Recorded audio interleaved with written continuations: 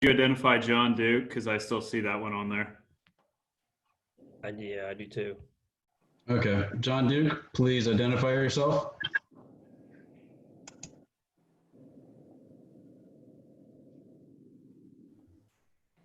John Duke, please identify yourself. Unmute. Yeah, John Duke. I live on Sunbittern. On Sunbittern. Okay. It was muted when I got on already without yeah, you couldn't tell. Okay. All right, Mayor, ready when you are. All right, everyone, good evening. I'd like to call our Town of Windermere Council meeting into order for July 14th, 2020. Thanks everybody for being here this evening. I know we'll have to be very mindful with being on mute and everything because we have 32 folks on tonight, which I believe is our biggest council meeting, at least virtually. So welcome all. We'll go ahead and call the meeting to order, and we will begin with our Pledge of Allegiance. I pledge allegiance to the flag of the United States of America and to the republic for which it stands, one nation, under God, indivisible, with liberty and justice for all. We're going to have to continue to work on that virtual flag. We're going to need that. And our invocation this evening, if you'll join me for a brief invocation. Father, as always, we pray for your wisdom and guidance as we seek to do the business of our town and do what's good for our community. We ask that you continue to keep us safe and as we work towards this ever increasing challenge of COVID. We ask that you protect all of our first responders and all of those who serve us abroad and here to keep our freedom. And we pray for all your blessings. Amen. So tonight, I know we have several folks who would like to do and participate in public comment. We have a list of folks who did sign up, I believe. Do we have a list, Dorothy? I see 2 people that signed up on chat. That's the only thing I have is chat. I had nobody email anything earlier. All right. I know that there are some folks who did want to have the opportunity to publicly comment. We're going to ask that as you do that, I'll try to identify those folks who do want to comment. And we'd ask that you go ahead and provide your name, your address, and that you keep your comments to 3 minutes or less. So we'll go ahead and start with Sandra Brooks. You'll need to unmute yourself, name and address, Ms. Brooks. Hi, yeah, this is Sandra Brooks. I live at 327 East 5th Avenue. I'm basically in a butter to Lake Street Park. Would love to discuss the issues we're having with the park. That's fine, go ahead. Well, I'm sure if you're not familiar with the number of people, teenagers, young people that frequent that park, you should drive by any evening, especially awful on weekends. We sometimes get up to 100 kids at the park and everything that goes along with those crowds. There's drinking, drugs, loud music, reckless motorcraft, driving. Something needs to be done about it. It's not only kind of obnoxious if you live close to it, it's unfair to the families that used to be able to enjoy the park. I think pretty much, unless you get there early in the day, as a family, you probably don't want to be there at all. And it's really concerning. And I did hear that there was talk of possibly expanding it, which I think would probably just double the problem. I'm not in favor of that. I'm just looking for some solutions, something proactive rather than just more of a police presence, which I think is unfortunate that we're tying up the police a lot of the time just to police the area.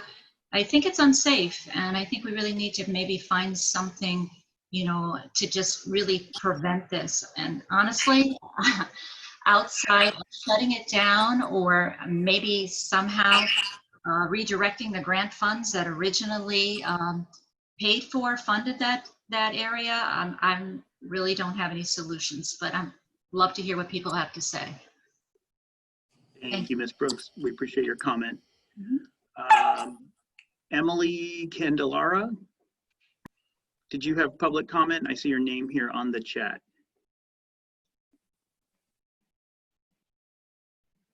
Yeah, hi. This is James and Emily, 136 Oakdale Street. You know, I'd like to echo what the other resident just said. It's a beautiful community, and right now that seems to be an epicenter of kind of some just generalized dangerous activity. It's distressing as a homeowner to see dangerous behavior. As soon as the police leave, they're back doing backflips. And, you know, I'm glad people are enjoying nature, but I kind of agree again with what we're hearing is that expanding the park and that number of individuals in a concentrated space isn't adding anything to the community. It's giving kids who are unsupervised kind of a dangerous platform to hurt themselves.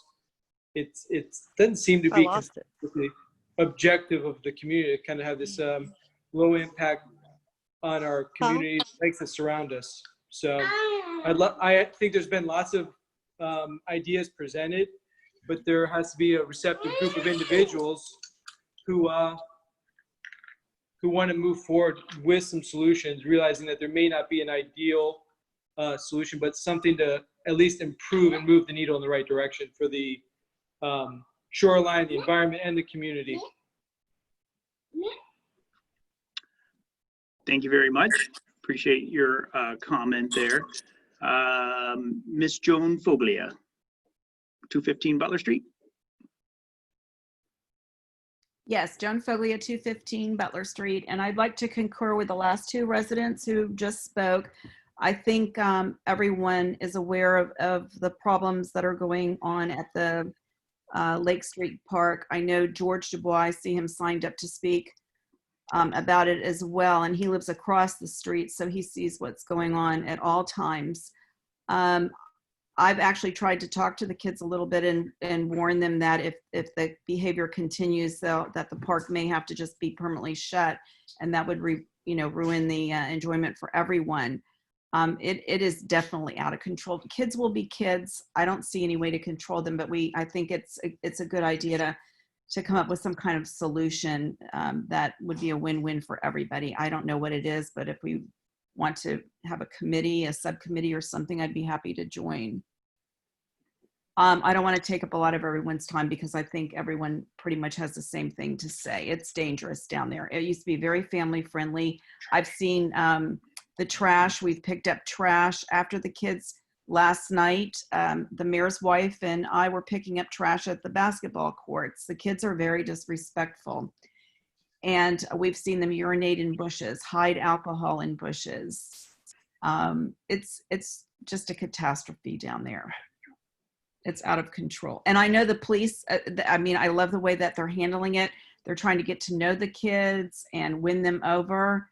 I don't see it working because when I'm down there, all they do is badmouth our police officers and make fun of them. So thank you for listening, and hopefully we can come up with a win-win situation. Thank you, Joan. Appreciate that. Mr. George Dubois. All right, am I unmuted now? You are, sir. Okay, I'll put my video on too. I don't know if you saw me turn the computer around, but I actually was showing that there's about right now, well, the kid just jumped off the dock, so that's great. So I'm watching him climb on the dock constantly as I'm sitting here, but I think where I'm going to go with this is the 3 arrests that I think happened this weekend. I witnessed 2 people getting arrested. These are all non-residents, from what I understand. So also there's been, what I've heard, there's been a lot of drug use and a lot of drugs down there. And so I'm really pretty much concerned about my safety, to be quite honest with you. The kids that pulled into my driveway this past weekend when my son and I were sitting on the front porch and decided to throw firecrackers at us. That was an interesting experience. So I'm installing cameras now on my house because I am very concerned about the safety of my family and safety of myself and the kind of people that we're attracting to the dock. I don't think it's really the town residents that are the issue. And I know people have focused on teenagers, but there's a lot of people that are young people, but there's a lot of people coming from outside our town, as all of you know. And these people they have no respect for who we are and what we do here. Yesterday, I watched 2 kids. They saw the police officer down there, so they chugged their alcoholic drink and chucked it into Sandy Brooks bushes across the street. And of course, I had to say something. So it is out of control. It is ridiculous that we've had to jeopardize the safety of our officers, by the way. I think that there's nobody's respecting COVID-19 down there. I can tell you that right now. And, this is the epicenter for COVID-19 in this town. I can tell you there's easily on the weekends, I can tell you there's over 100 to 200 people coming down during the day. So, and I see buses dropping people off. I see large vans dropping people off and then going, leaving.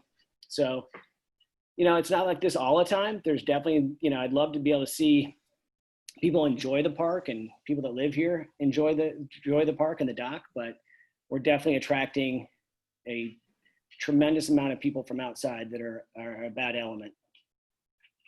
And I think I'll stop at that. And that's it. Thank you, George. Appreciate your perspective there. Do we have anyone additional that is not signed up on the Zoom group chat but would like to comment during our public forum? Mayor, I'd like to say. I'm sorry, Bonnie, I did see your name there. I apologize. Bonnie Elder. Hello. I don't know if you can see me or not. I'm not very techie. So you're there now. We were looking at your credenza a second ago. So. Oh gosh. Okay. All right. I just had some questions in regards to the new Windermere Pavilion. So I don't know if you want me to wait until we get to that topic or not, or if you want me to just throw out my questions now. It's up to you. I would go ahead and if you have specific questions, I think we should address that during the consent agenda portion of the meeting. If you just have comment that you'd like for us to hear, then we could do that now. So it's totally up to you. I guess I haven't really followed it, and I apologize, but I did see it on the agenda. And so my statements are that I just want to make sure that it's fitting into the town concept in terms of the same type of material that like the library and the town hall is made out of. And then I guess when we get to that portion, I just have questions about the placement of it and how that was decided. And I also have a suggestion on the placement, and that's it. Okay, if you'll just kind of make sure that if I forget that you remind me as we get to that portion of the agenda, we'll make sure we get those questions answered for you. Appreciate that. Okay. Anyone further for public comment?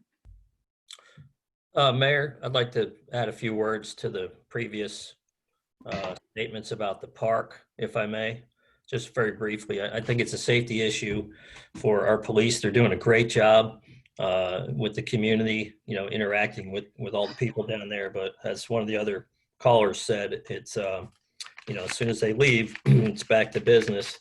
And, nobody's wearing a mask down there. I went by there Sunday. And I've gotten repeated calls from a lot of residents concerning the activity down there. Pretty much every day I get calls or text messages and I went by there Sunday 4 times, and each time I went by there was a police officer stationed there, and one of the times there were 2 officers that were making an arrest.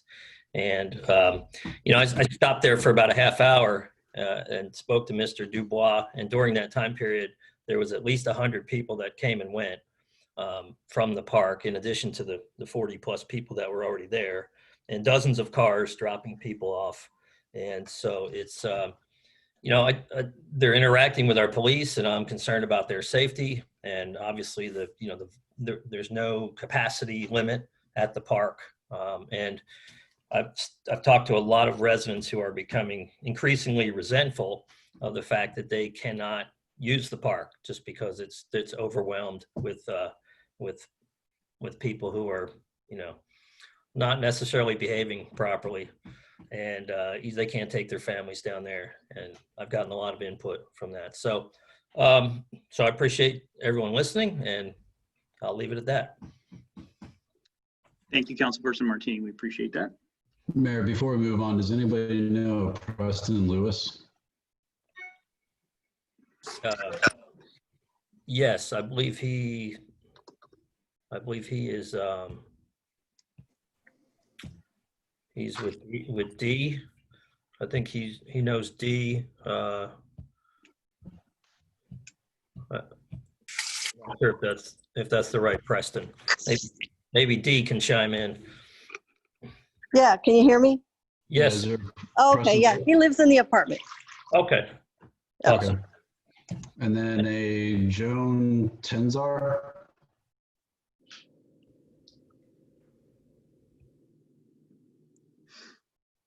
Nobody? All right. Not familiar. Okay. All right. All right, seeing no further comment, we'll move on to our special presentation, proclamations, and awards. And this is many of you guys know that I'm not the biggest proclamation mayor in the world, but I certainly do like this one.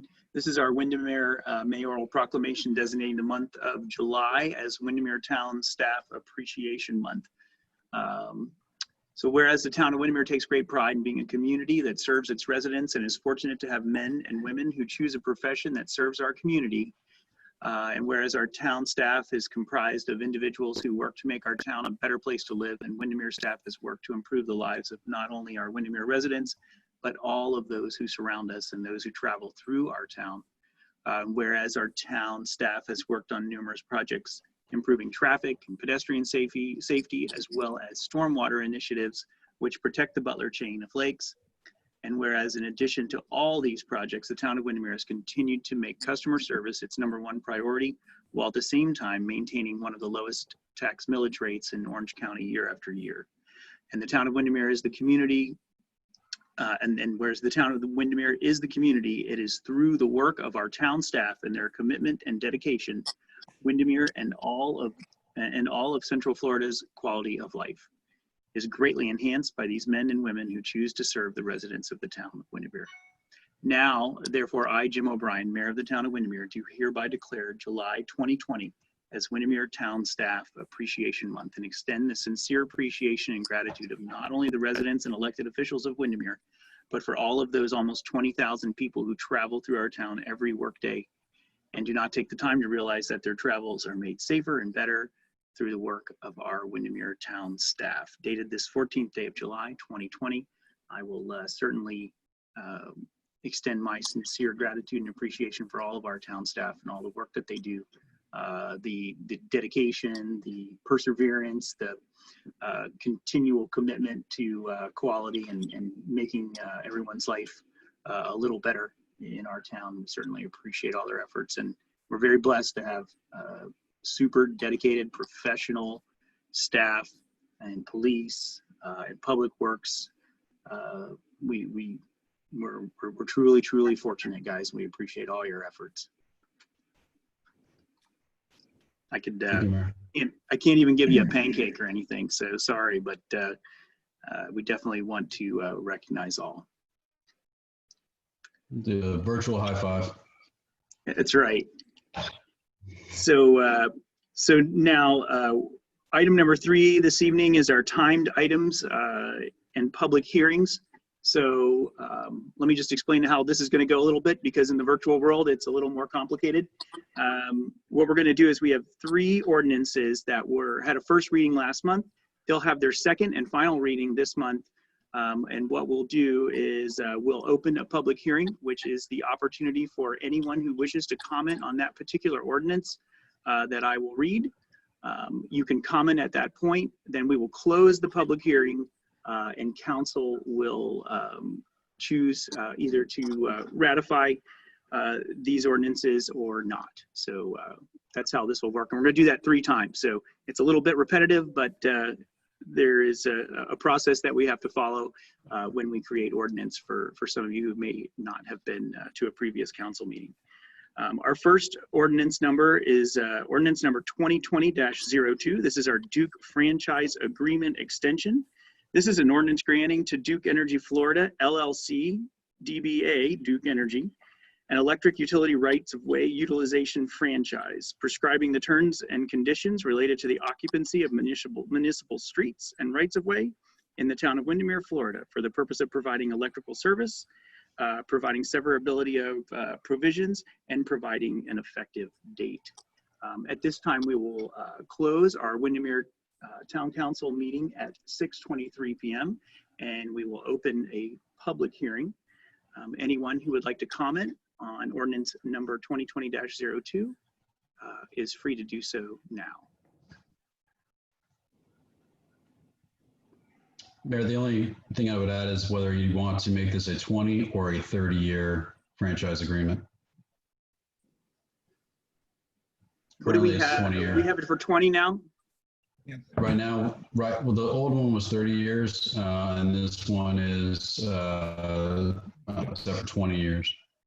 It has protections within it to where you have the favored nations. So if anybody negotiates a better deal, you get the benefit of that deal. So if it goes from 6% to 7%, you'd still get that 7%. But again, there's no harm in keeping it for 20 years. So we'll utilize that for comment at this point. So if there's no further comment, so Robert, will we need to, if we want to have discussion, we'll close the hearing and then have that discussion, then we can put that up. Yes. Okay, and if we change it, then we'll open it back up for comment to make sure that no one has feedback on that portion. I don't think they will, but just in case. All right, so seeing no comment on this item from the public, we'll go ahead and close our Town of Windermere hearing at 6:24 p.m. We'll reopen our Town of Windermere Council meeting at 6:24 p.m. Council, you have ordinance number 2020-02 in front of you.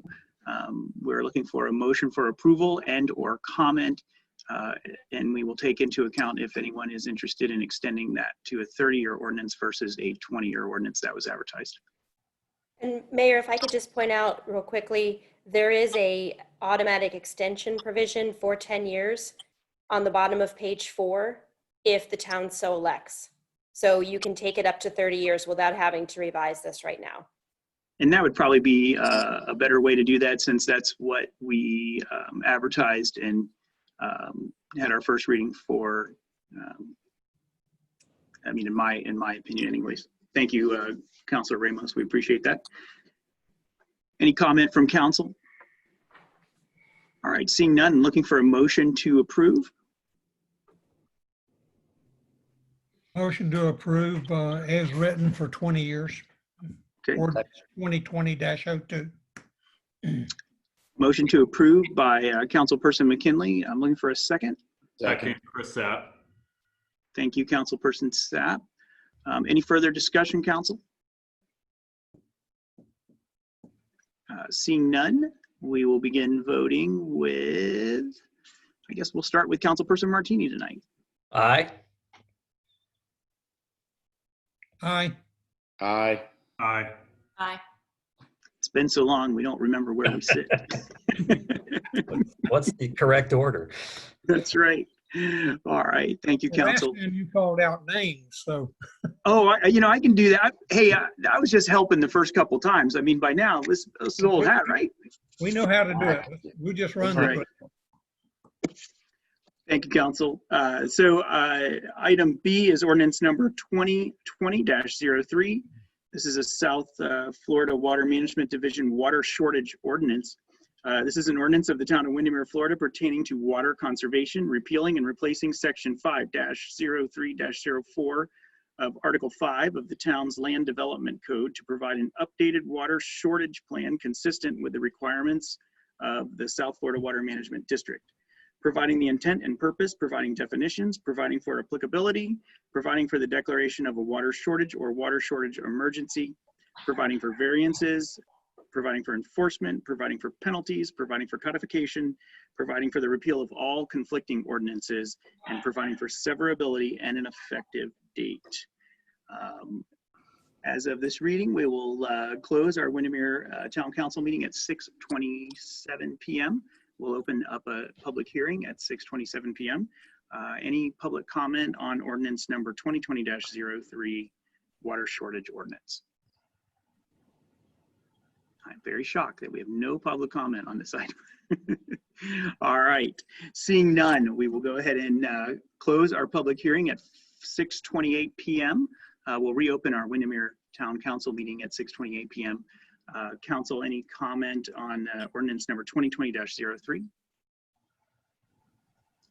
Seeing none, we'll look for a motion to approve. Motion to approve ordinance 2020-03. Okay, motion by Councilperson Williams, second. Andrew, yes, second. And there's second by Councilperson Andrew. Thank you, Councilperson Andrew. Any further comment, Council? Seeing none, we will begin voting with Councilperson Andrew. Aye. Aye. Aye. Aye. Aye. There we go. Now we're on to it. Thank you, Council. Our next ordinance number is ordinance number 2020-04, and this is a South Florida Water Management Division water conservation ordinance as well. An ordinance of the Town of Windermere, Florida, pertaining to water conservation, repealing and replacing Article, boy, we did this last time, that's 14 of the town's Land Development Code titled Water Conservation Rules to provide for updated water conservation rules consistent with the requirements of the South Florida Water Management District and to be titled Water Conservation. Year-round landscape irrigation measures, variances, enforcement, penalties, providing the intent and purpose, providing definitions, providing for applicability, providing for the declaration of a water shortage or water shortage emergency, providing for variances, providing for enforcement, providing for penalties, providing for codification, providing for the repeal of all conflicting ordinances, and providing for severability and an effective date. Do we have, we'll close our council meeting at 6:29 p.m. and open a public hearing at 6:30 p.m. Any public comment on ordinance number 2020-04? Okay, I have one. Hello? Okay, go ahead, Dee, we hear you. Hey, I'm not too sure exactly what that means. Is that like when Orange County has, you can sprinkle on certain days, that kind of thing? Or what does it do exactly? It is basically that if there's an emergency or a shortage, those South Florida Water Management District rules would then we would then be tasked with noticing those and enforcing those. Pretty similar to what we've done before, but we've never really had the proper updated ordinance to go along. Is that a fair assessment? Mayor, this is Brad. Brad. Can I help you out a little bit there? Sure, I'd love it. Just so everybody knows, I'm Brad Cornelius with Waitrim. I serve as the town planner. So what this ordinance does specifically, it actually brings the town into compliance with the requirements with the South Florida Water Management District and Florida law about water conservation, and specifically with irrigation. Your current ordinance that was in effect prior to us doing this, basically it just had a limitation on the hours of when irrigation can occur. Basically prevented it from occurring between 10 a.m. and 4 p.m. However, the requirements for irrigation within the South Florida Water Management District are you also have to limit the days of week that also can be irrigated. So this actually is in effect year round. It's not just during a water shortage of this particular ordinance. So in this ordinance, what it does, it still maintains the prohibition of irrigation between 10 a.m. and 4 p.m., which is currently within the town. But it now adds, as required by the Water Management District, that odd addresses are only able to irrigate on Thursdays and Sundays. I'm sorry, even addresses on Thursday and Sunday, and odd addresses on Wednesday and Saturday. So those are the 2 days of irrigation that are allowed. Now, there are many exceptions within the ordinance, such as if you have new landscaping, you're not held to those limitations. If you have fertilizer put down or yard treatment that needs to be watered in by a licensed company, you can irrigate. If you use low volume irrigation, so there are alternatives to it that would allow additional, but it provides more limitations or more protection for the groundwater resources of the town and as well as the district. Where the water shortage comes in is what you did with that first ordinance, where it says if the district, water management district, declares a water shortage emergency and implements more restrictive limitations, then those would also go into effect over and above what's being adopted here.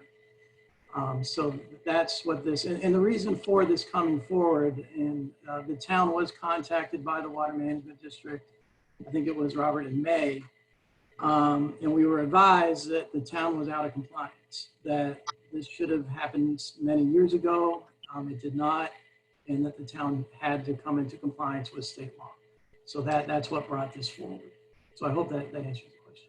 It answers most of it. I'm just wondering, is most of what you're talking about we're already doing, but what about the enforcement and all that kind of stuff, penalties, that kind of thing?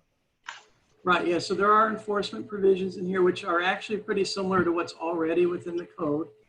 Enforcement on the limitation, it falls to the police department, code enforcement, and basically anybody the town manager says has to enforce it. So it comes down to the town manager designating the appropriate staff, but police, code enforcement, there are provisions in there for penalties and for fines if people are in violation. So those provisions are within the ordinance to address those kinds of issues. Again, what the approach to enforcement really isn't much different than what the town already had in place. Okay. Yeah, my only concern is, I don't want it to turn into a type of homeowners deal, because we've had situations where the power would go out and it would mess up your sprinkler clock, and it would come on the wrong time, and you might be in at work or something, and you don't want to get fined if you don't really realize a situation's going on. Yeah, we're not looking to be the water police. Most of the time, it would be your neighbors turning you in, just like a typical code enforcement. Yeah. So it would be excessive watering. There's exceptions when you just do replantings, lay new sod, but it's it's reasonableness. If you're overwatering during a time of a drought and you have the only green yard in the entire neighborhood, then yes, action may be taken. But it's not like we're trying to start an HOA or anything like that. We're just trying to be consistent with the water management district's rules and the state guidelines. But again, it's nothing for us to try to really proactively enforce, but we will if we need to. Okay, it's just, yeah. Because I know the water management people can right now write tickets for not, running your sprinklers correctly. So, but I just didn't want it to turn into a homeowner situation. So, all right, well, that answers my question. Need her information for the record, please. If you could provide your name and your address, please. Oh, it's Dee Lee, and my address is 508 West 2nd Avenue. Thank you. You're welcome. Thank you, Dee. That'll make it You're easier to do welcome. the minutes. We appreciate that. Any further comment on ordinance number 2020-04? Mayor, I've got a question, but I don't know if you want to wait until after the hearing when we go into discussion. Let's do it then. That's probably best. Thank you. Any further public comment? I apologize. All right, seeing none, we will hereby close our public hearing at 6:37 p.m. and reopen our Windermere council meeting at 6:37 p.m. Council, any comment or discussion? Councilperson Sapp. Question probably for Brad, Mayor. Just curious how it's going to work in regards to the fines, because there would be a crossover with Orange County Utilities. Orange County Utilities is already putting out as far as I'm aware of, warnings and citations within the town limits. Is there the potential for double fines? I don't believe so. This is a town ordinance and requirement. And one of the kind of unique situations is Orange County is split between two different water management districts where, Windermere, you're just in South Florida. So I do not believe that it would result in like a double fine kind of situation. Okay, because I have seen door hangers within the town limits from Orange County utilities. Right, right. And if that were to occur, I think that's something in town that we could then coordinate with Orange County Utilities, that they're aware that the town has the correct restrictions and limitations in place now. And the true intent is just to get everybody to come into compliance too. Right. Correct. Any further comment or concerns of council? I think I see Councilperson McKinley there with his finger up. Right. I just wanted to point out also that this irrigation is regardless of where you obtain your water, whether it's directly from the lake, an irrigation well, or whatever. All of that is covered under this ordinance. That's correct. Yes, sir. Thank you, Councilperson McKinley. Any further comment from council? And seeing none, I'm looking for a motion for approval. Make a motion to approve. Chris Sapp. Motion from Councilperson Sapp. Second. Martini, I'll second. From Councilperson Martini. Thank you, sir. Any further comment, council? We'll begin voting with Councilperson Martini. Aye. Aye. Aye. Aye. Aye. Thank you, council. We'll now move on to our consent agenda. We've got a couple options here. I do want to go ahead and, so I guess what we'll do, we want to make sure that we have the opportunity for Ms. Elder to get her questions answered. If council is in agreement, we'll pull item C.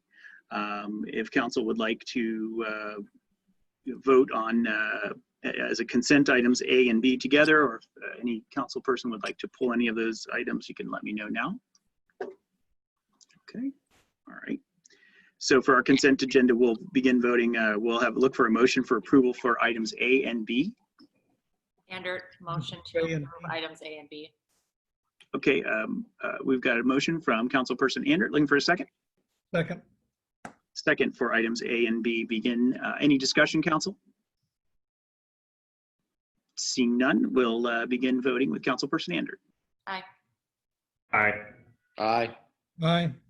Aye. Thank you, council. So that will be a unanimous approval for consent agenda items A and B. Our next consent agenda item is item C. It's the Windermere Pavilion Concept Plan with attachments and a DRB recommendation for approval. This is concept, not design, but I do want to make sure that we have the opportunity for Bonnie Elder to get her questions answered. Bonnie? All right. Okay. I'm not very techy. I'm just figuring this stuff out. Sorry. So I guess my first question is, I've lived here 44 years in the town, and I've utilized the space down there for many things back when the library used to be our baseball field. And so it seems like the areas that get used the most are behind the town hall, like for food trucks or for town events, all the town events, wonderful ones that we have throughout the town. And I don't know, again, I have not followed this, so I apologize. But when I looked at this drawing, my biggest concern is the location, because it seems like it's very close to the sidewalk and the stairs that come down from town hall area. And it says that it's to be utilized for seating on the basketball court. Well, as we all know, during like a lot of our events, nobody sits there. That's where the kids play. And so my suggestion, and I don't even know if this is possible, and it's probably where it is for a reason, is if the to include all of that grassy area behind town hall. Yes, So now that's kind of cut off from the rest of the area to angle the apex closer to and open it up. I made a little diagram here. I'm still kind of a paper and pencil person, so let me see if I can flip this. There we go. But to move it where my little blue piece of paper is, so that it opens it up to the entire grassy area that is utilized for most events behind and around Town Hall. So, Bonnie, I want to go ahead and address that one concern.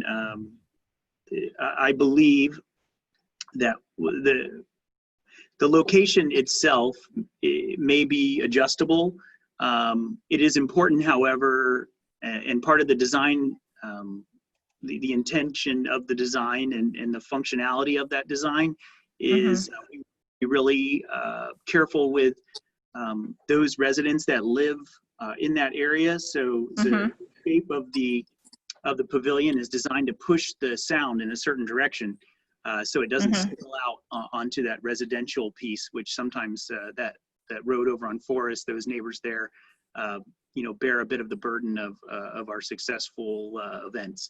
So I will leave it to our engineer and design folks if they want to have further comment on that particular piece. But the trajectory is pretty critical.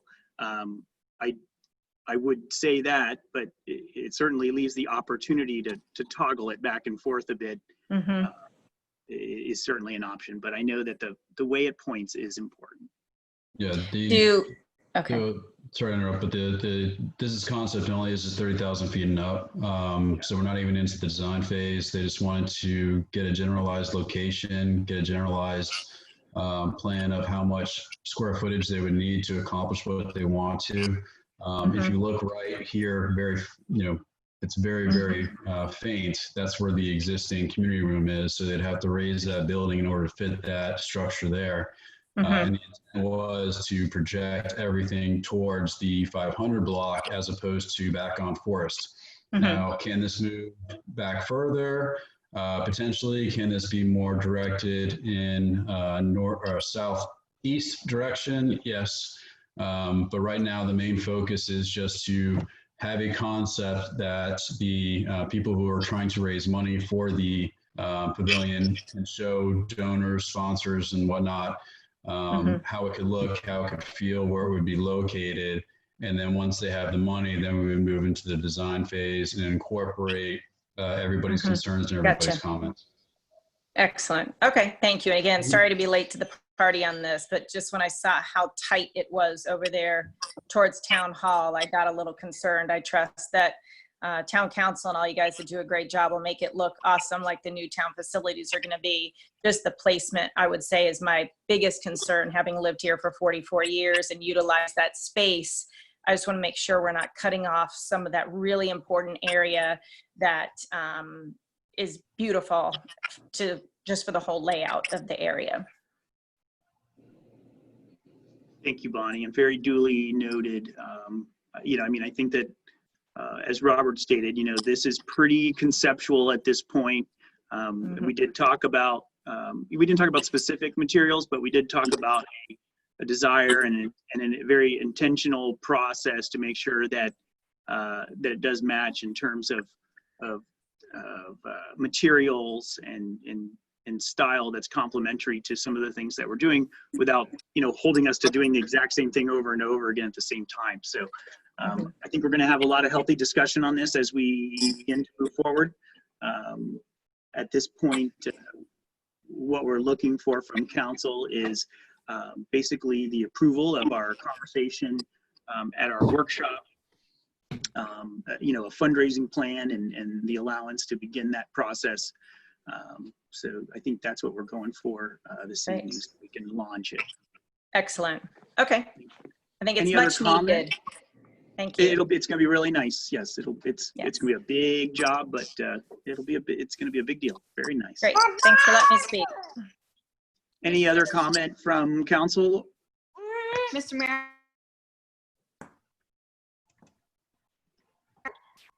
I'm sorry.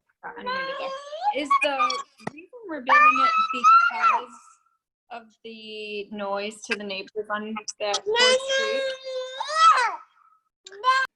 If the question was, have we reached out to the people on Forest Street? We reached out to them in conjunction with the temporary facilities, and yes, they are aware of it.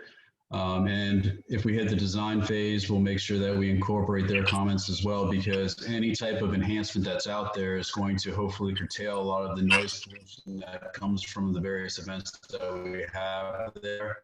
And we'll make sure there's vegetation to hide the back area as well. So whatever we do, whether it's a berm with landscaping on top of it, we'll make sure that it's not only shaded as far as the not seeing it, but also would decrease the noise pollution that comes through as far as the bands that we typically have, which are located over here, and they actually face the northwest, which is directly at Forest Street. So it'll be a big help to them as far as not listening to a lot of the stuff as when we have food trucks or not farmers market, but other events.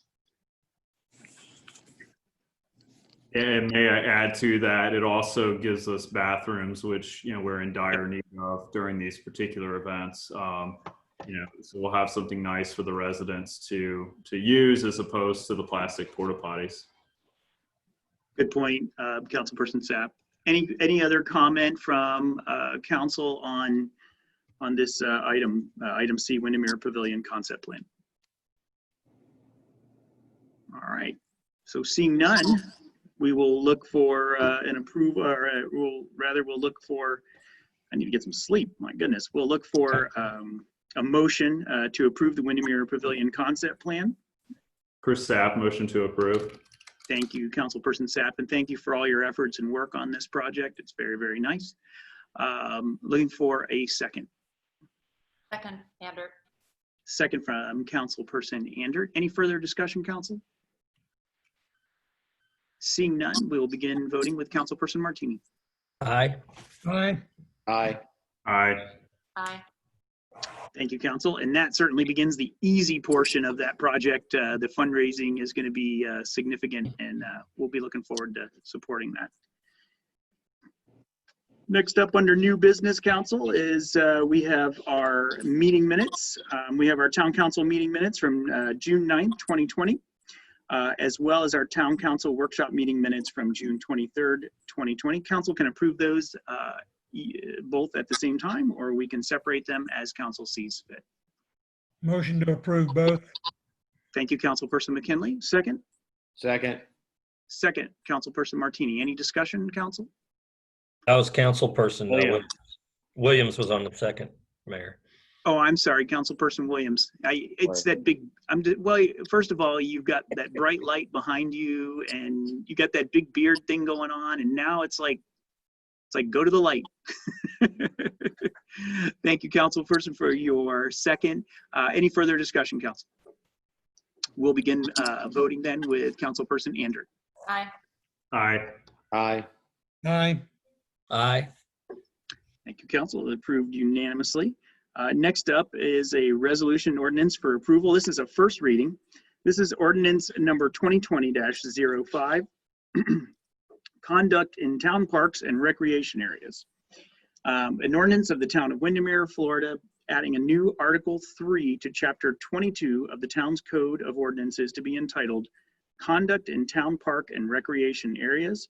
This is providing definitions, prohibiting alcoholic beverages in or on any public property, public recreation area, or public park unless authorized by the Town Council pursuant to Section 8-93 of the town's Code of Ordinances, authorizing the inspection of containers for alcoholic beverages, providing the inspection procedure, and providing for confiscation, providing for ratification, severability, codification, and an effective date.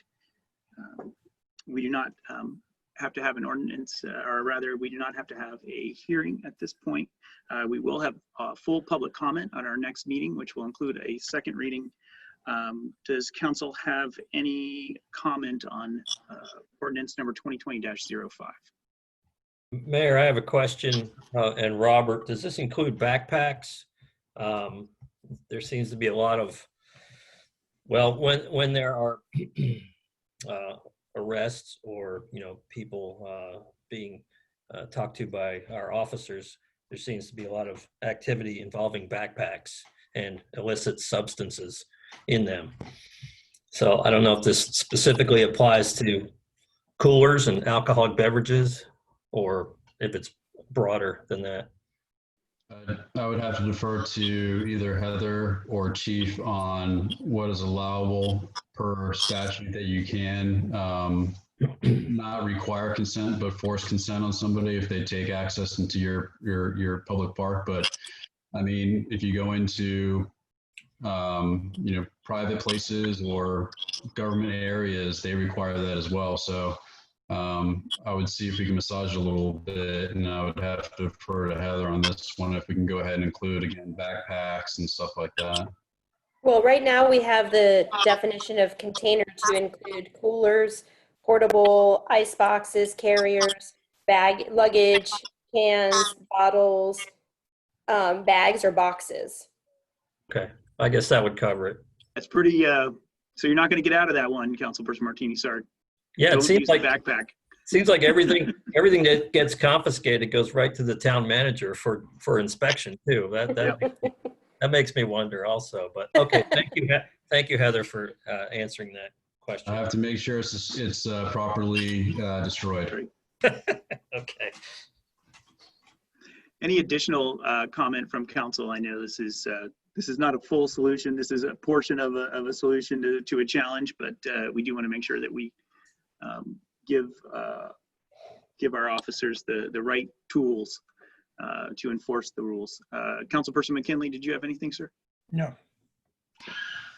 Any further comment from council? Can't see everybody, so I'm guessing here. All right. So appreciate everyone's input there. We will again, we will vote and have a public hearing at our next regularly scheduled town council meeting for ordinance number 2020-05. Item C under new business is contracts and agreements. This is our Kimberly Horn and Associates National Pollutant Discharge Elimination System Permit Services. This is for 2021, and the amount is incorrect on your agenda. The proper amount is $12,215. And this is a part of our agreement with the Environmental Protection Agency to make sure that we control our sediment and particulates for the Butler Chain of Lakes. Do we have any staff? Do you have any comments on this particular item? No, this is something we negotiate with Kimberly Horn Associates. It's similar to what Michael Laura did when we worked with him, and then since the contract is over to Kimberly Horn Associates, again, we were spending at around the same amount of money with Mike, so it's comparable. Thank you, Mr. Smith. All right, any questions or comments from council on item number I? All right, seeing none, we'll look for a motion to approve. Motion to approve. Councilperson Andrew has the motion for us as second. Come on, Grizzly Adams there, give it to me. Second. I see you. You get second from Councilperson Williams, thank you. Any further comment, council? Seeing none, we'll begin voting with Councilperson Martini. Aye. Aye. Aye. Aye. Aye. And motion is approved. All right, that will conclude our formal items for tonight's meeting. We have mayoral and council liaison reports up next. We'll go ahead and council, do you have anything for the good of the order there? I do, if you would. Go ahead. Some moments, okay. Thank you, Councilperson. Sure. So this Councilperson Andert, liaison reports. So I didn't file these in advance, but I will provide some notes to Dorothy with my apologies so that she can include them in the meeting minutes. Take some work off that. The Ways Committee did not meet, so I don't have a report there. They haven't met since April. I'm not sure when the next meeting will go forward, but hoping that next month that'll happen. The Tree Board did not, they will not meet in July. But there will be a workshop hoping in the second week of August to discuss plans for tribute. Let's see. I would like to say that the business directory, even though DBC is not running, the Downtown Business Committee is not running right now, we still have been working on behalf of our businesses in town, especially during this time of COVID-19. That has been challenging for businesses everywhere. There is a business directory that we have put together with the town businesses. I believe there are 38 that are now participating, and you can find that on the town website. Please go out there and look at it. Let businesses know that businesses who have a license to operate in the town of Windermere, that they can participate too. We're happy to include them, and it is free to participate, always will be.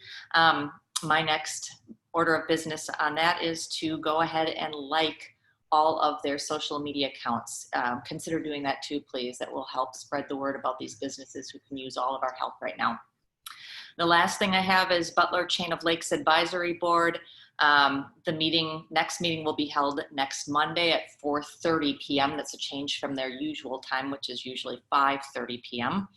The June 15th meeting, after receiving the Butler Marine Patrol report, I asked Lieutenant Hudson if they could alter their hours a little bit when they do their patrol sessions out on the lake. We've heard from several residents that they have been patrolling at kind of off hours, not really at peak times when most incidences occur. And so got the word out to Lieutenant Hudson, and hopefully they'll shift their hours a bit. If anyone sees that that's not happening or has concerns, I would like to hear, because I'll be back in touch with them. They also have the Orange County EPD has been putting together a spreadsheet that the public can also put input up, use to give input about wildlife observations out on the island, as well as human activity out there too that can impact wildlife. They are working to document instances that they can bring to Audubon Society and to county and state to try to enact some provisions that will help with enforcement of some of the activity we've seen that's not so safe around the island. So if anyone would like to have a copy of that spreadsheet or would like to provide observations, they can contact me about that too. I'm happy to coordinate that or forward that to anyone who is interested. Let's see. Also, we have received recently some concerns among residents regarding removal of aquatic vegetation and landscaping and things like that on the shoreline. EPD is looking at their internal communications around that. When they have some guidance that they can provide, we will try to publish that in the Gazette or elsewhere so that our residents are aware, and so that if they are using any contractors for any of their work, that they are making sure that they are compliant with receiving the correct permits and with what they can and cannot do regarding their shoreline activities. I think that's about all. Thank you, Councilperson Andrew. You do a great job with those committees, and much appreciation. Councilperson McKinley. Yes, Councilperson Andrew, would it be possible for us to put on the EPA contact information where they're soliciting information about Bird Island with the human and natural resources interaction? Could we put that on the town website? I would like to. I think that we should probably, and I'd be happy to head this up, but I would like to talk with David Hansen at EPD to make sure that whatever we place on our website, EPD has a chance to look at before it's put into production and people can see it live, just to make sure that any intro language or anything like that that we include is approved by them, so that we're not misrepresenting their intentions or what they're going to do with the information. But I think it's important too that if we put that out there, that tool, that collection spreadsheet, right, that we provide some information around kind of some context as to why it originated and what it's being used for and what the hope is for it, so that people are better informed. Okay, thank you. Also, Mayor, earlier you had a proclamation about the town staff recognizing the month of July. I wholeheartedly endorse that. our town staff has done one fabulous job, especially considering the circumstances. They've had to work remotely. They haven't had a full team there at any one time, and they're still getting the job done. Their dedication and support for the town is just simply amazing. And I would like to add my thanks to all of them with yours. Thank you, Councilperson McKinley, and I know that everybody will appreciate that. So we'll add Mayor Pro Tem signature of approval right on that. Appreciate it again. Thank you, sir. Any other comments from council? All right, just Councilperson Sapp. Yeah. Just real quick on long-range planning, LRP, 2 agenda items that we had last month. The multimodal path, there was a unanimous approval of the concept, which I believe we'll see in 2 weeks. And then in regards to the RFQ for a sign vendor, basically as a reminder that we're trying to put together an RFQ to be able to obtain a sign company that would be able to design, manufacture, and to operate particular signage needs that we have when they come about. They wanted something with a little bit more meat to bring back to them. So I'm currently working with Scott Brown to put a little more detail into the scope of work to get their blessing on it, so we can go ahead and put forward an RFQ for a company to use. Thank you, Councilperson Sapp. And I was very pleased to hear that the multimodal path was approved, and that we'll be moving forward. We've made a lot of progress there, and that's one that's been near and dear to me since I moved here. So thank you. Councilperson Williams, any comments, sir? It's muted.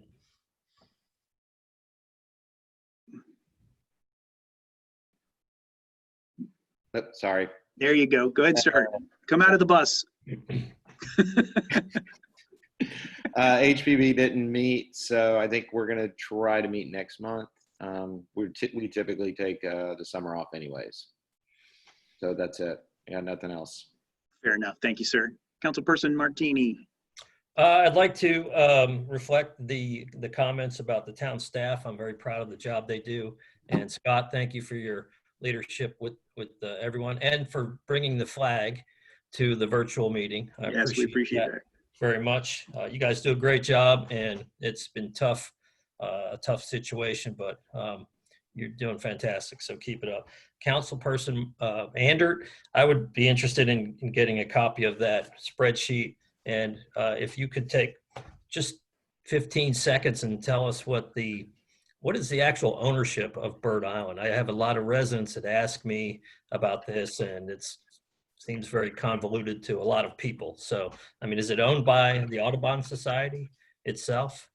So my understanding is that there is one settlement on one side of it that is privately owned, but the Audubon Society has the majority of the land ownership out there, and so they are able to grant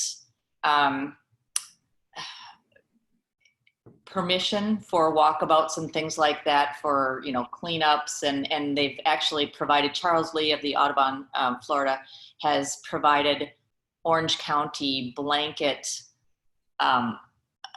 permission to trespass anyone who comes on the island. So they no longer have to call by incident. It just needs to be that, anyone can call, and if the police come, they no longer need to have permission specifically for any incident from Audubon. There's a blanket understanding there, which Commissioner Vanderlei yesterday,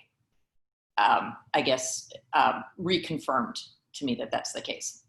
Okay. The private settlement, it's over on the, I'm one of those people that's not real good with, you tell me right or left. I'm not really good with north, south, east, west. It's on the shack house end. It's on the west. West end. That's the private settlement. Thank you. Interesting. Okay. And DRB did not meet this month. We're meeting next week. So that's it for me. Thank you. Thank you, Councilperson Martini. I want to send my appreciation out also to Windermere PD for good job with the off-duty assignments for the boat ramp and Fernwood Park, as well as Fifth Avenue Park. I know that's making a difference in town, at least, and it's definitely a step in the positive direction. And I have received positive feedback from several residents regarding our effectiveness there. I think it also proves that we can make a difference in that in this entire picture. But it's going to take a very concerted effort by multiple players to really make a bump in some of what we're faced with out there, which I personally believe is not sustainable at the current pace that it's going out on the lake. So I know a lot of folks share our concerns. Also, I want to remind everybody to please be cautious and mindful and careful as we have a very significant uptick in COVID in town, in our zip code, in our county, and in our state. This is quickly going to come to a head here as we start to bump up against hospital capacity, and it's going to create a lot of pressure, both locally and statewide, to respond in some way. And you know that is not that will not be easy, and it will not be a good thing. And I would like us to try to avoid having to go backwards here. I hope it's not too late. I do have concerns that it may be, but you know, the way this is continuing on and spreading, the only reason that we're not hearing about it even more is because we have a younger demographic that is not having to be hospitalized as much. But those, you know, that will not stay that way, unfortunately, the way this goes. So while I'm hopeful I'm wrong, I don't think I am. So let's be really, really careful. Miami has more cases than most, Florida has more cases than most countries. And Miami is really being negatively impacted. We're getting ready, the state department or Division of Emergency Management is getting ready to add a couple thousand beds. So I will tell you, when that stuff starts to happen, that's when it's really on a trajectory that we can't sustain at our hospitals. So you know, I don't want anybody to. It's not time to panic. It's not time to you know, to do anything rash, but it is time to really be mindful, be careful, choose your trips, choose your energy, and where you spend that time and energy. And if you're able to wear a mask, I would certainly suggest it, as the ordinance, you know, it mandates. So definitely makes a difference. So I saw a question from Brandy. Hi, Brandy. I can tell you that we're well over 400 people in our zip code. Goes up about 35 or 45 a day. We do not exactly know how many cases are in town proper any longer, as the Department of Health is either unable to provide us that or has chosen not to provide us that. We do like to have that information, especially for law enforcement, but I will tell you that there's a lot, there are plenty of individuals with COVID, and they may be your neighbor, they may not be your neighbor, but they're definitely shopping where we're shopping, and you know, going all the places we are. So there's a lot, and Winter Garden has even bigger numbers in their zip code than we do. They're well over 500 now. So you know, just do what you can. It's important. I worry for our ability to start school and for confidence to send kids to school, and without that, it makes it difficult to maintain what we need to do for the economy. So it's a challenge, and it's a tightrope, but we need to really take it seriously.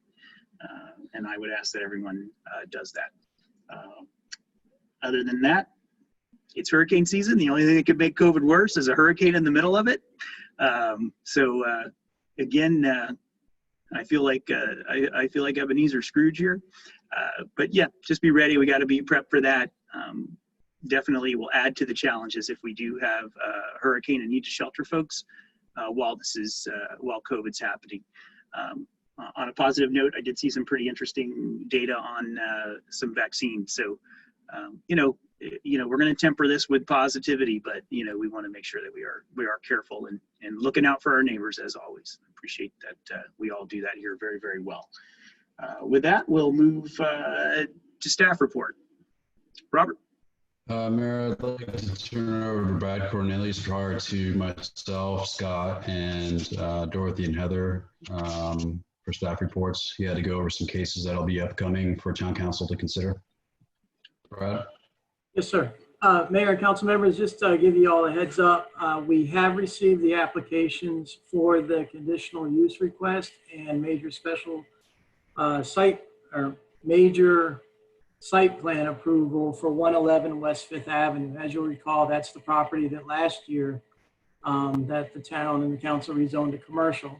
So we have received those applications. The conditional use is requesting approval for a tap room with microbrewery. And then the major site plan approval is to build a building there for that potential use. As you all may recall, the condition of that zoning approval was that they had to design the building, consistent with the downtown design guidelines. So it did fit in with the overall design of the downtown, as well as you did require the site plan to go through DRB and town council for approval. So we do have those applications in. We will be sending out notifications for the applications and for the hearings end of this week, early next week.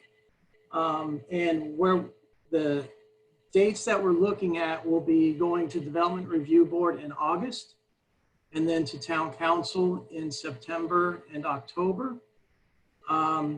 What we will also be doing is we will be sending out the information about the case to the council members, the mayor and council members, and to the DRB members prior to your cases, to allow any of you to provide any individual comments or concerns that you have with the application prior to the hearing. And that is actually a provision within your code for that to occur, is that the individual council members and DRB members have an opportunity to provide comment prior to it on an individual basis prior to it going forward. So you will be getting this information early, probably next week is when that information will come out to you, as well as to the DRB. So I just wanted to give you all a heads up, because most likely once the notices go out, you will probably start getting phone calls or emails. And please, at any time, just reach out to me with any questions. Thank you, Brad. We appreciate the heads up on that. Sure. Any questions for Brad, council? All right, go ahead, Robert.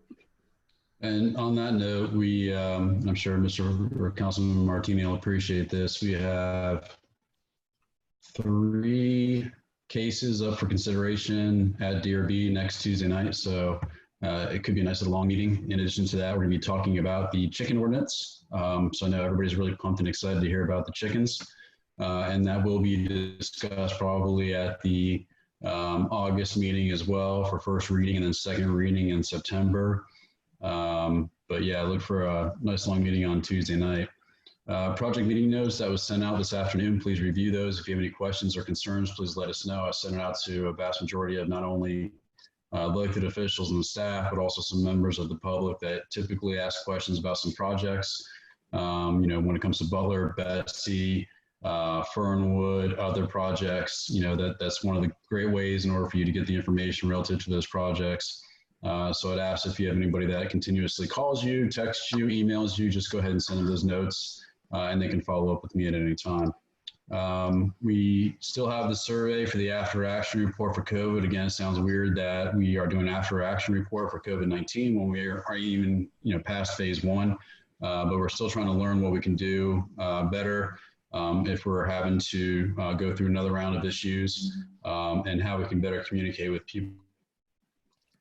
Well, I think the Windermere app has been the best communication aspect right now that we have. I'm glad that Diane was able to do that. We will be the first recipients, governmental recipients of CARES Act funds. We're the first to submit, so we were the guinea pigs, and we were able to submit everything that they required. So thank you to Nora and everybody else that helped get us the information together. It's a small amount of money, but again, it is money that was attributed to COVID-19, meaning laptops for everybody, the programming for everybody, the hand sanitizing stations that we order are all going to be covered through the CARES Act. So again, it's money that is not coming out of the general budget and is coming out from the CARES Act funds. Just a reminder again, we are doing the staggering schedules. As you know, with the number of the uptick that's been going on, and the issue that we had probably about 3 weeks ago where one of our employees had symptoms that were closely related to COVID. And then we find out when we do our own contact tracing that that person actually had contact with everybody in the PD, everybody in town admin. So that's why we're doing the staggered scheduling right now to make sure that if one person goes down, the entire town doesn't go down. So that's why we have Monday, Wednesday, Friday, and then Tuesday, Thursday, and then we flip-flop each and every other week. But we haven't lost any productivity, and I think everybody's working very hard on getting stuff going, especially with the fact that we have the temporary facilities will probably be in later next week, if not the week after. And we'll be looking at moving into the new temporary facilities in mid-August, and then possibly demo in late August, early September. Workshops, as Councilman Saff already stated, we'll be looking at the multi-modal workshop probably in 2 weeks from today. Again, that's just going to be concept-based, just like we did with the pavilion. It's not going to be specific to any design. The reason that I want to move on this pretty quickly, number one, just in case a infrastructure CARES Act bill is passed, then we can try to get some money for that, as well as the water system. Also, we've been working with West Orange Healthcare Alliance on trying to get funding from them to have interconnections between us, Socoie, Winter Garden, Oakland, all of us pretty much to get to the West Orange Trail. We've been working with Ginger from Socoie, and I actually sit on that task force, and Kingdom Horn Associates has been providing them with all the data. So I'm feeling really good that within the next 2 years, we'll be able to go ahead and fund phase one, which will take us from north, including a new bridge, all the way to Park. So that's something that we're really excited about. Second Avenue, West 2nd Avenue, we did receive the local mitigation strategy money, so we're trying to figure out a date and time that we can do a workshop. With the numbers going up, I don't see us having a face-to-face workshop with the residents. First, we wanted to meet with all the residents like we did last time, where we had 50% come at the early session and then 50% come at the late session. We may need to go ahead and divide that up for a couple of days so we can go ahead and go through the plans and keep that project moving as well. In addition to that, in 2 weeks, we'll be meeting with Hal from Kimberly Horn Associates to talk about the conceptual plans with about Butler and Bessie. And then once we have some conceptuals, then we'll go ahead and share those with the public and also with town council and probably workshop those as well. As you know, we were denied some LMS funds. We protest or appealed those, and hopefully we'll be able to receive those funds from LMS, because it seems like FEMA or DEM really wanted us to get support for those projects and get those funded. So you're looking at millions of dollars for the last 18 months from staff and from our consultants on getting these monies, for us on much needed projects. Other than that, again, I'd like to thank staff. They have knocked it out of the ballpark each and every time, especially when we're faced with adversity. And we really appreciate the thanks from town council relative to the staff appreciation. That's all I have. Oh, sorry. Lake Street, I know there's a lot of comments on Lake Street Park. There's some stuff that Chief and I and the mayor will be discussing relative to Lake Street. So it's not as if your concerns fell on deaf ears. We're working on various things on what we can do, and then possibly bring those back to council for consideration. So we are working on stuff, and I'll be more than happy to discuss with you those options offline or in an individual meeting. Thank you, Robert. I have a question for Robert, real quick. Is there going to be a workshop or a meeting for Fernwood Park to discuss the options there for the boardwalk and the boat ramp and that type of thing? Yes. I think we're going to combine that, right? I would try to keep those separate, and the reason why is because once we had a Parks and Recreation meeting last Thursday. It was Wednesday or Thursday. And we talked about various things. You know, a lot of the issues with the tennis pros over at Winter Recreation Center Main Street. I think that's going to resolve itself after I had discussions with those tennis pros. Then we did discuss the master plan for Fernwood. Again, the concept was approved, but the actual designs were not approved. And then we come to find out subsequently that, you know, if FERDAP funds are used for that park, then the boat ramp would be open to the general public, and we really don't want that. So we'll be scheduling a workshop with relative to Fernwood Park individually, because, and the reason I want individually is because I know that's going to bring in discussion relative to and, you know, with those two issues alone, that's a 2-hour meeting. Because we're going to be inviting the neighbors to Fernwood. We'll be inviting EPD, Audubon Society, so FWC, everybody that has a vested interest, not only in Fernwood Park, but also the island itself, and then get their comments, questions, concerns, and then see if there's some sort of compromise that we can come up with Fernwood Park relative to the actual boardwalk, because that seems to be the lightning bolt of controversy. Then we would have a meeting relative to the Lake Street Park, because if I included all three of those, number one, it's a myriad of different issues, but I think Lake Street needs to be one focal point, one workshop, and then Fernwood would be separate, because they didn't want to mix Bird Island with Lake Street and so on and so forth. Yeah, do we have an approximate date for the Fernwood meeting? I have people that are discussing it, asking me, and I don't know if there's a date in mind. I know it's not yet. And the reason why I was trying to hold off was to see if we were going to be moving into a different phase, which is likely not going to happen for the next 2 months. Gotcha. So now we'd be looking at probably a virtual, which is very hard to do. You know, with the magnitude of the amount of people that have a lot of issues with that. So I'm going to have to figure out a different platform in which we can do this, so we don't get some uninvited guests, for lack of a better term, for some of these Zoom meetings. And to make sure that whenever we have these discussions, that they are very productive, and that I have access to those other people that you know, have history behind it, and also can tell you, as a matter of fact, you know, what FWC sees, what OCSO sees, and also what we see out there as well. And then put our brains together and hopefully come up with something that will resolve the issues. Okay, thank you. Yeah, I know everything takes 4 times longer now. So just wanted to check on that. Thank you. Yes, sir. Chief, would you like to go next?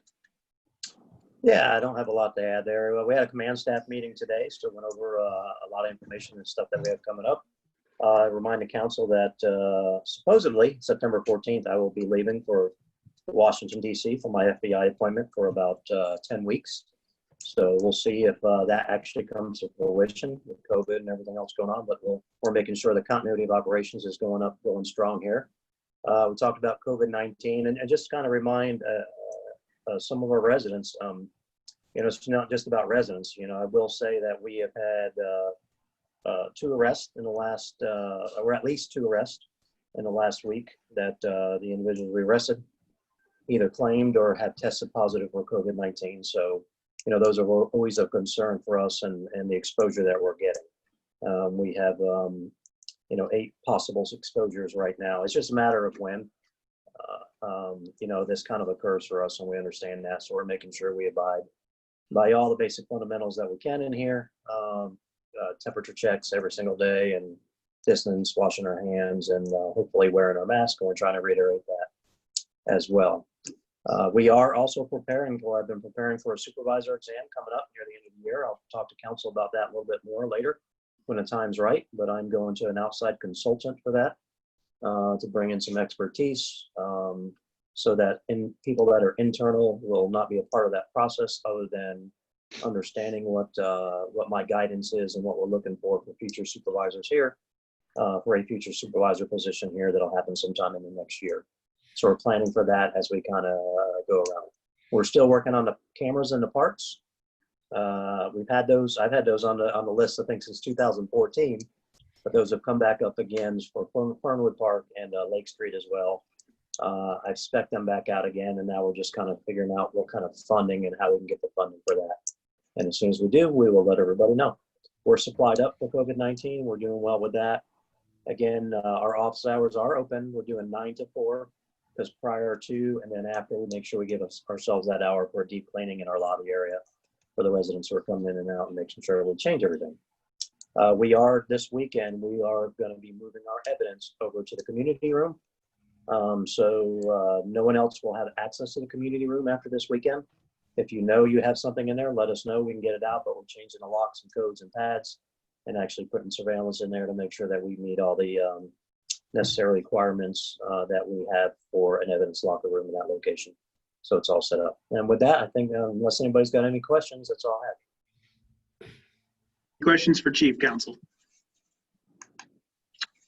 Thank you, Chief. We appreciate that. Let's go to Public Works. Scott?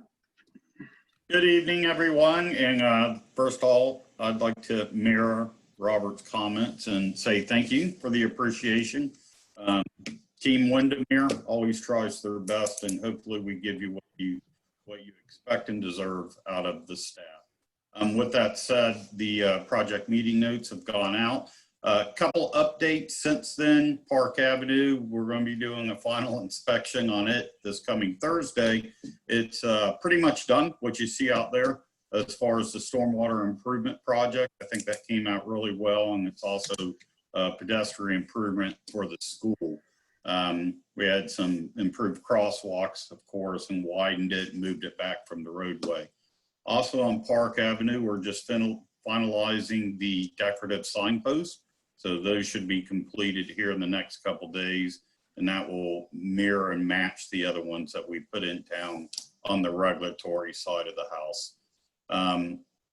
One thing since on the facilities, we did just get a call that we probably will have one of the first double wides coming in on Friday to start set up for the temporary facilities. Other than that, we're keeping everything up and right and trying to be ship shape and chasing the afternoon showers with the dirt roads. And if anybody's got any questions, I'll be happy to answer them. Any questions for Scott, Council? And just for the council's awareness, we will have to raise some canopies and remove some dead, diseased, or dying trees prior to the, I don't know if it's been done yet or about to be done, but I'm guessing it's going to have to be done before Friday for the temporary facilities to gain access. We've taken care of those today. It was just some canopy uplift on floor, so we're all good there. It's just a couple of limbs. Oh, good. Up to regulatory height anyhow, so it all meets standards. Scott, did you guys find the rope swing? We did. We did. And as councilperson Andrew said, the kid got down in the canals over the weekend again, put up some more rope swings, and they tried to camouflage them in the trees there. So hopefully the signs there are deterrent, but we'll keep an eye on them. Thank you. You know what? I will too. You will. Thank you. Sure. See, now I'm not the only Scrooge, so I feel better. I say that if you had one of them jump in front of your pontoon, as I saw them down there. There was like 3 of them going in all different directions, and a couple of the trajectories all looked like they ended up on dry land. So I wasn't quite sure what they were going for there, but it looked exciting. I've read some reports that people on jet skis are going through that canal at full speed also. Yeah, we see it. So it's definitely, could be an accident waiting to happen. I've seen them. So I live on the Fisher Canal, which is, the offshoot that comes down off that main canal between Wasion and down. And we've had people go full throttle through that canal. That's like our little narrow canal over there. That's crazy. It is. It's like the Wild West. All right. Yeah, Ms. Burkhalter. Nothing, sir. Thank you for the appreciation. Thank you, Dorothy. We do appreciate you very, very much. Thank you. Anybody who has to listen to us twice deserves an extra appreciation. So for sure. And council, any comment? No, Mayor, thank you. All right. So if there's nothing else for the good of the order, we will adjourn our Windermere Town Council meeting at 7:32 p.m. You guys have a great week, and we'll look forward to seeing everybody soon. Thank you. You too. You. Bye. Bye.